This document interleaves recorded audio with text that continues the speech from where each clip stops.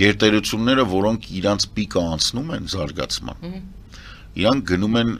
նմանատիպ գործողությունների, էլի, մեր եվրոպացի լինելը, իսկ հայերիս 17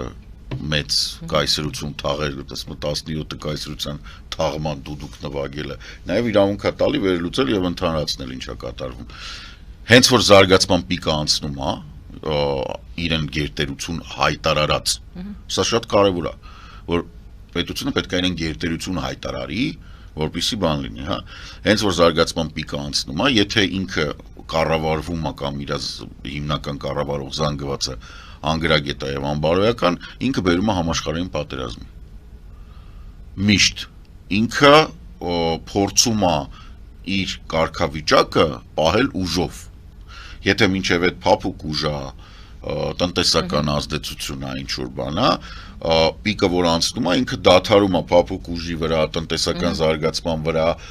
մնացածին ֆինանսական օժանդակության միջոցով իր կողմը իր ճամբարում պահելու, նվերանելով պահելու փոխարեն, ինքը գնում է ռազմականացված բանի։ Հիմա մենք տեսնում ենք նույն վարքը Ռուսաստանի մոտ, Չինաստանի մոտ, որը եւս բաները դադարել է, օժանդակությունը, սենց ասեմ, սրանից 10 տարի առաջ մոտավորապես տարեկան 58-ից 60 միլիարդ դոլարի էին օգնություն օժանդակություն բաժանում, անցած տարի եղել է 4, այսինքն իրանք էլ են անկում ապրում, դա Չինաստանն է եւ Ամերիկայի Միացյալ Նահանգները, որոնք երկար պետք չի ապացուցել, գալիս են իշխանության առաջին ինչ որ անում, փակում են USAID-ը։ Հիմա աշխարհը բաժանելու գայթակղության մասին դրա հետ կապված համաձայն չեմ։ Դա աշխարհը բաժանելու մասին չի, այլ շուտ դա հայտարարվում է այդպես, դա տրամպիստների քաղաքականությունը իրականում փրկության մասին է։ Իրենք իրենց փրկելու։ Հա, որ իրանք հիմա պետքա ցույց տան, որ իրանք շատ ուժեղ տղեկ են։ Հիմա շատ ուժեղ տղաները, եւ Ռուսաստանը, եւ Չինաստանը, եւ նույն Միացյալ Նահանգները դիտարկում ենք այդ երեք երկրները, եւ այն ինչ կատարվում է Իրանում։ Եկեք գանք Իրան։ Ռուսաստան այս պատմության մեջ չկա։ Ռուսաստանը պարզապես հիշենք, որ ռազմավարական գործընկերության վերջերս այդ պարզապես հարաբերությունները նշենք։ Հիշենք Ադրբեջանի հետ էլ ունի,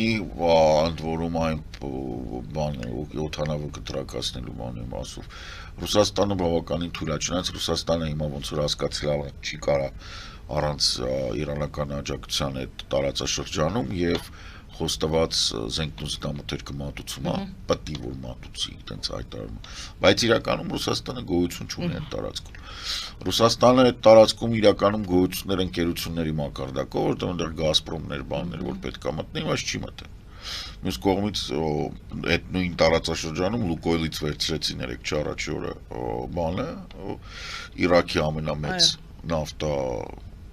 դաշտերից մեկը, հա, դա անցնեցին ամերիկացիները։ 70%-ից ավել է։ Հա, Ռուսաստանը հանեց Ռուսաստանի ձեռքին այդ մասնաբաժինը Լուկոյլից, այո։ Հանեցին դե տվեցին, ամեն կերպ ցույց են տալիս, որ ազգայնացրեցին, որ հետո կարծեմ, մի խոսքով կարևոր ինչ արեցին, այո, հետո տալու են Ամերիկա։ Մի խոսքով Վենեսուելայում Ռուսաստանն էր, Իրանում Ռուսաստան։ Վենեսուելայում Ռուսաստանը չէր, Վենեսուելան չինական պրոքսի է։ Վենեսուելան ամբողջությամբ չինական պրոքսի է, որովհետև Ռուսաստանը օգտվելով Վենեսուելայի ռեսուրսներից ինչ որ կոռուպցիոն սխեմաներ էր աշխատացնում եւ ինչ որ բան կարողանում էր անել, հա, իր նավթը հիմնականում ինչ էր անում, ռուսական Վենեսուելայի նավթը վերցնում էր, տանում էր իր նավթի հետ միտեղ խառնում էր, որպեսզի վաճառելուց այդ ռուսական նավթը վաճառելուց խառնուրդ լինի, այսինքն բան չլինի։ Իսկ Չինաստանը Վենեսուելայի արտաքին պարտքի 80% ունի, եթե չեմ սխալվում, եւ Վենեսուելայի նավթի 85 թե 90%-ներ գնում Չինաստան։ Այսինքն այնտեղ հարաբերությունները Չինաստանի հետ մի փոքր այլ են։ Իհարկե Իրանը լրիվ ուրիշ պատմություն է։ Այդ 3-ի թուլացումը ինքն իր հերթին, հա, այսինքն Ռուսաստանի, Ամերիկայի եւ Չինաստանի թուլացումը ավտոմատ կերպով ամեն հետ քաշվեց տարածաշրջանից, Ռուսաստանը դե Ուկրաինայում եսա մեռնելու ասատքի լեշը մնա, Չինաստանը տնտեսապես չի կարողանում, ասինքն ինքը գերծախս ունի ռազմական, ինքը փորձում է ռազմական գերտերություն դառնա, Իրանը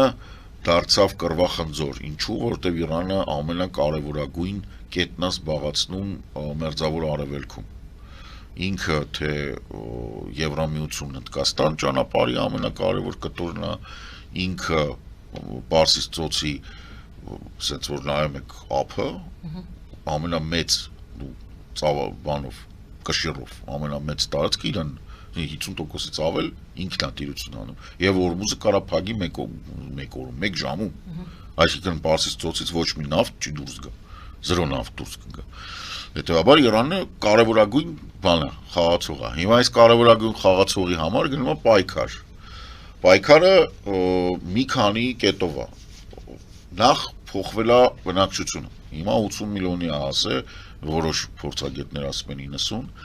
եւ վերջի հունիսյան պատերազմը, որը որ 12 օրյա պատերազմն էր, որը որ Իսրայելը փորձում է ապացուցի, որ ինքան լուրջ արդյունքների ասենք, ոչ մի արդյունքներ չի ասել իրական։ Պրոբլեմը որն է, ոչ մեկ չգիտի Իրանի հարստացված ուրանը որտեղ է։ Բոլորը գիտեն, որ ոչ ման չի եղել այդ ուրանին։ Ոչ մեկ չգիտի քանի հատ ռումբ էր պատրաստել։ Այսինքն սենց շուրջ մի հատ հիմար վիճակ է։ Սա որպես ապացույց, որ երբ որ ժամանակ առ ժամանակ դե մենք այնց ենք անում, որովհետև վախում ենք այս երկիրը Ռուսաստանը միջուկային զենք ունի, դրա համար չեն կապում, եղբայր սրանք է ունեն։ Չեք հեքիաթ պատմում։ Կամ Հյուսեն Կորեային չեք խփում այդ դեպքում, նրանք էլ ունեն, չէ՞։ Ինչն է խնդրեմը։ Ցույց է տալու, խնդրեմը լրիվ ուրիշ տեղ է։ Խնդրեմը Իրանի քիչ թե շատ չտեղավորվող ոչ մի բանի մեջ փոփոխության, տեսեք, Իրանը ինքնաբերաբար փոխվում էր, որտեղ բնակչությանը երիտասարդացել է, հեղափոխության ժամանակ իրանք 30 միլիոն էին, այդ հեղափոխության իրականացրած եւ բան երիտասարդները արդեն թոշակառու են այդ 79 թվականի մասին է, 1970 իսլամական հեղափոխություն, այդ Չալմեկով մարդիկ արդեն 79 80 տարեկան բալ չի մնաց այդ առաջ սերնդից, այսինքն ինքը սենց տենես փոխվում էր, պահանջը կար եւ այդ փոփոխությունների պահանջը 2009 թվականից այս բողոքները կային, որ նայեք բոլորը հիշում են 2009 թվական, 2011, 2019 թվական եւ տենց ամեն անգամ ռեժիմը ինչ որ մի բան անում էր, խնդիրը նրանում է, որ ամեն անգամ ռեժիմը անում էր, բայց ամեն անգամ մարդիկ չեն կարողանում ֆիքսել, որ երիտասարդների թիվը տարեց տարի Իրանում աճում է եւ ամեն անգամ բողոքի ակցիայի դուրս գա, տեսեք 2009 դա 3 չէր, կներեք դա 16 տարի առաջ էր եւ այն մարդիկ ովքեր 2009 թվականին ասենք 2 տարեկան էին 2-ից մինչեւ 7 հիմա առողջ տղամարդ են կամ կին են հիմա իրանք են դուրս գալու բողոքի ակցիայի դրա պատճառով բողոքի ակցիաները որոնցը կերպ չեն դադարում մյուս կողմից գոյություն ունի վտանգ Իրանի տրոհման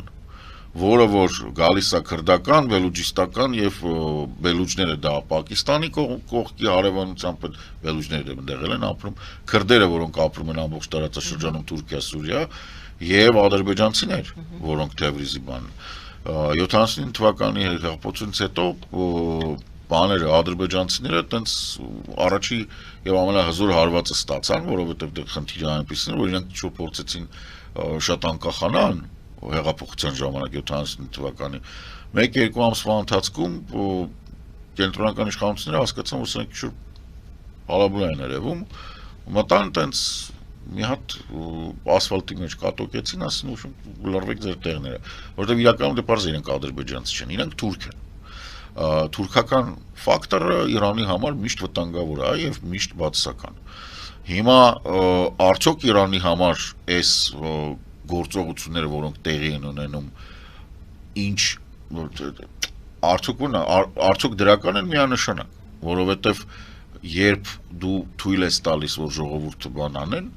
խոսեն, հա, նույնիսկ գործող իշխանությունը, նույնիսկ կրոնական իշխանությունն է ասում, որ բողոքի ակցիաները դա նորմալ է եւ լավ, այ ապստամբությունը նա լավ չի։ Հիմա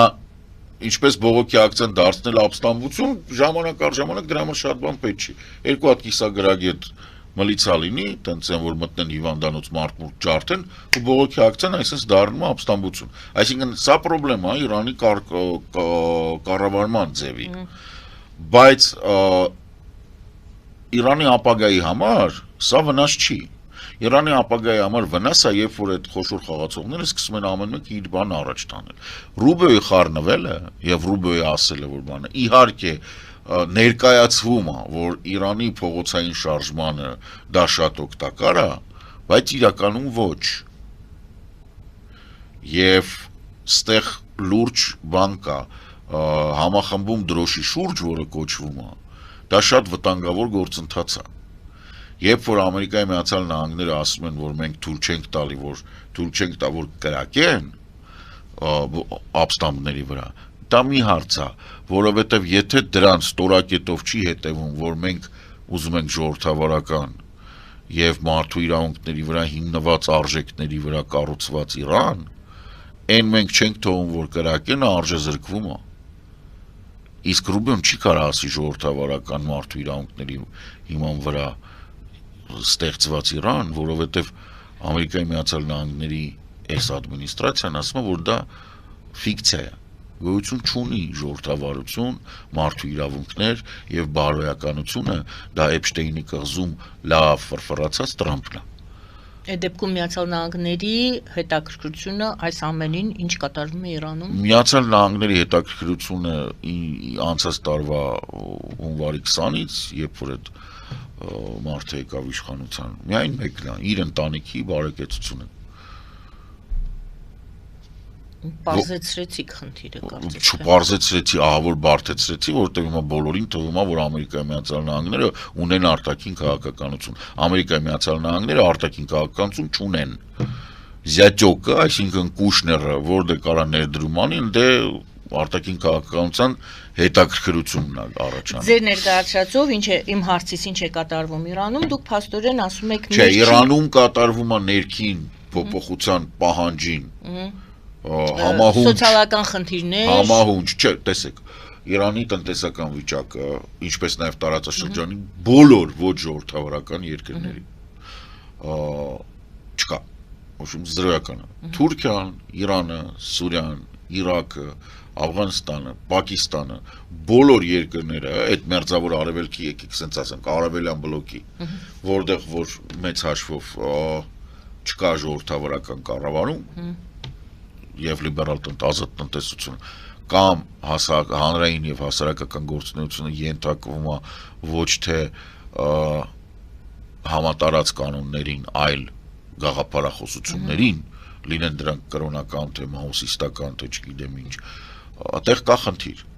որովհետև մենք գտնվում ենք արտադրական տրանսֆորմացիայի մեջ, երբ հետ տեղեկատվական ոլորտ բանին ենք անցնում տնտեսությանը, այսպես կոչված պոստինֆորմացիոն հասարակությանը, որտեղ արհեստական բանականություն, կվանտային կոմպյուտերներ եւ այլն, այս փոփոխությունը ինքը պահանջում է քրիտիկական հրաժարում այն ամեն ինչից, որը քեզ խարսխում է այն տեղը։ Այն նրանք, ովքեր խարսխված են մնում հին գաղափարախոսություններով, իրանց մեջտեղից պատրվելու է։ Այդ թվում, որքան էլ որ դա տխուր հնչի Տրամփի սիրահարների համար, սենց որ շարունակվի, Ամերիկան էլ այսպես մեջտեղից պատրվելու։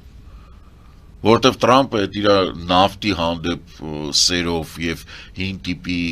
բաներ մոտեցումներով, Մոնրոների դոկտրիններով, բաներով այդ 19-րդ դարից մնացած արդեն տենց հնամաշ եւ ժանգոտ գաղափարախոսությամբ ինքը խարսխում է Ամերիկայի Միացյալ Նահանգները, որը առաջատարն էր, մեծ արագությամբ գնում էր։ Պատկերացրեք, մեծ արագությամբ գնում էր, ու մեկը ասենց ասենք այդ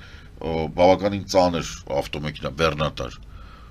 Մի հատ տենց նավային խարիսխ է գցում իր շղթայով մոտակա ժայռի վրա։ Հիմա գալու է ասենց մի պահ, որ այդ բանը վերջանա, շղթան, խարիսքն են դբռնած լինի, ինչ որ մի պահի, ասում է, я շատերը սատկելու են, я խարիսքն է պոկվելու շղթան, я այս բեռնատարն է շուռ գալու։ Ամերիկայում կան ուժեր, ովքեր դա հասկանում են, Ամերիկայում կան ուժեր, ովքեր դա հասկանում են, ես ասեմ ավելին, նույն հանրապետականների մեջ կան 3 օր առաջ սենատը Տրամփին ասես լսի տղա ջան, հասկացանք, հանգստացել է, այսուհետ դու չես կարա ոչ մի տեզենք կիրառես, առանց մեզ հաշվետվություն տալու, որտեղ այնտեղ մարդիկ կան ապրում են։ Բայց այդ օրինագիծը կամ այդ որոշումը պետք է Թրամփը ստորագրի։ Հա, բայց եթե չստորագրեց 67 սենատորով կարան պարտադիր կերպով անցկացնեն, ուրիշ հարցակ անցկացնեն թե չէ, բայց ընդ midterm կա, կարող անցկացնեն, բայց սա սիգնալ է, Սա ուղղակի գալիս է, որ տղա ջան, հասկացեք, դու կարաս հարստանաս, կարաս Էփշտեյնի հետ տենց ասես, որ յանի բան չի եղել, բայց մենք դա տեսնում ենք, արա երգիր է,